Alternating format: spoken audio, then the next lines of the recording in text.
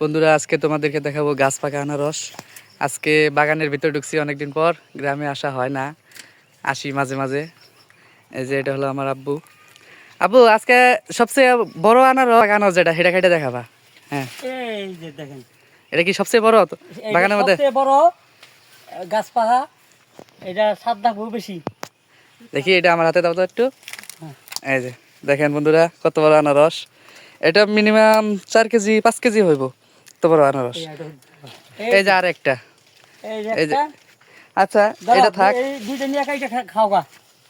আচ্ছা, এটা আমরা এখন কাটবো বাগানের ভিতরে। এটা হলো গাছ পাকা আনারস, এটার মিষ্টি অন্যরকম, তো আপনারা দেখতে পাচ্ছেন। আসো না, তাহলে ঢুকো না। আচ্ছা, এটা কাটো, তুমি এখানে কাটো, এখানে খাবো আজকে, দেখবো কিরকম মজা গাছ পাকা আনারস।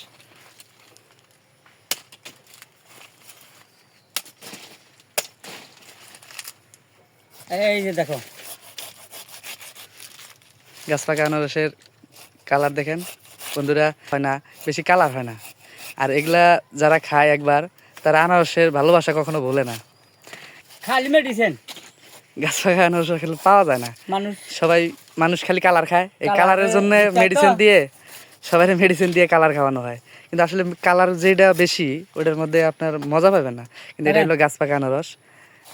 খাই দেখেন, এটা আজকে আমি একটু খাবো, দেখবো বন্ধুরা। এই যে দেখেন, খাবারে মধুর মতন একদম মিষ্টি হবে।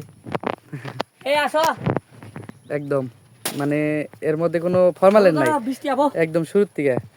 খুব মজা এইটুক আছে। আমি আসলে বন্ধুরা বাগানের মাঝখানে ঢুকি না, কারণ এই যে দেখতে পাচ্ছেন কাটা, এই যে এগুলা সব কাটা। এগুলা আসলে যদি হাতের মধ্যে ঢুকে যায় তাহলে মনে করেন অনেক পেন হয়। এপাশে আছে আনারসের বাগান, পুরোটাই আমাদের।